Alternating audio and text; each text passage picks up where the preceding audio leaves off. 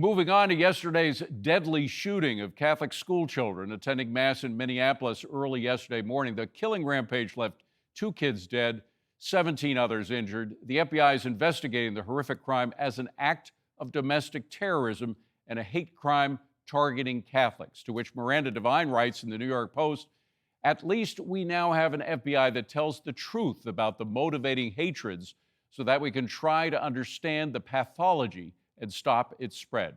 And she joins us now. Miranda Devine, New York Post columnist, Fox News contributor, and host of the Pod Force One podcast. Miranda, expand a little bit on what you mean by that, how important it was for the FBI to specifically mention that this is an attack on Catholics.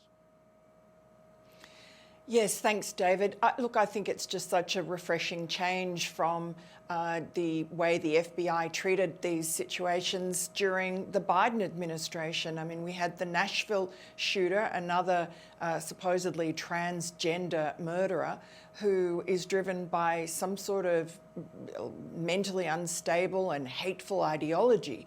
And yet we weren't allowed to talk about that. And look, even today, even with the FBI, like straight talk, we have numerous news organizations on the left, like the New York Times, just refusing to even mention, or at least burying any mention of the fact that this was a transgender, very confused individual, as well as being hateful, evil, and demonic by his very actions. So I think the first stage to grappling with a problem is to be honest about it.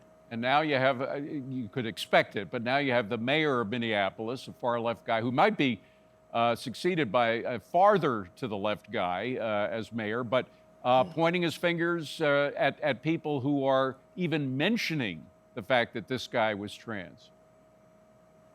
Yes, that was Jacob Fry, who, I mean, is famous for, during the 2020 George Floyd riots, which began in Minneapolis, for basically surrendering the 3rd Precinct police station to the mob as a form of ritual sacrifice. These people are not on the side of law and order. They're on the side of disorder. They're on the side of social chaos. And I think, you know, it's very hard to separate these Democrats in Minnesota, radical left Democrats, their sort of praise of lawlessness and their defunding the police and so on, and as well as their praise for transgenderism and making Minnesota into a sanctuary state for transgender, which is what Tim Walz did. I mean, he's called Tampon Tim because he actually mandated sanitary products to be placed in the boys' bathrooms of children from grade 4.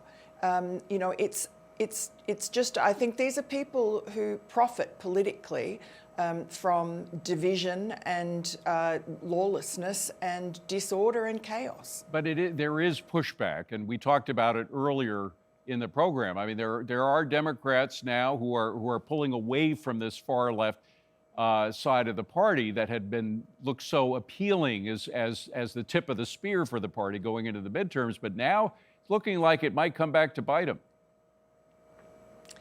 Yeah, look, I think the Democratic Party is very dangerous at the moment for all of us. It's a wounded animal. It's in a death spiral. And the radical left has really taken control, whether it's Zohran Mamdani in New York or any of these Minnesota Democrats. They're all just on the wrong side of everybody, of common sense and humanity. And unfortunately, when they're in charge, everything just turns to custard. And that's what we're seeing in Minneapolis. I mean, the police there, since George Floyd, they've lost more than half of their ranks from police on the beat. And they're completely overrun and overworked. There were apparently 4 shooting incidents in the 24 hours before that terrible massacre at the Annunciation Catholic School. I want to switch quickly to Lawfare, if I can, just get a question in there about that. It continues against President Trump. He's being blamed for using Lawfare against people like Lisa Cook, et cetera. But how is that battle going? Because they're still getting an Obama judge just convinced or came out in favor of closing down the alligator Alcatraz in Florida, and they've already begun to dismantle it. How do you think that's going to turn out?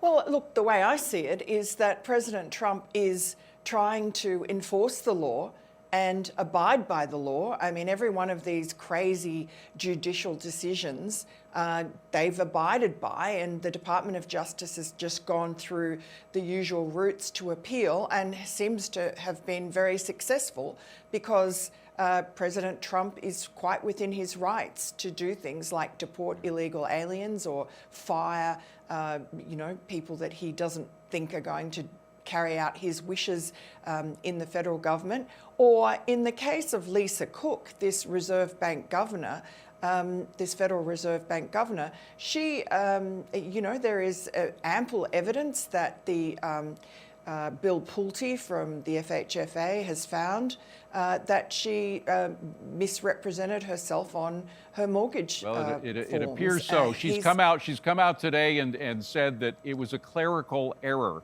that was responsible for the decision she's being lambasted for. But we'll see how that works out. Miranda, I wish I had more time.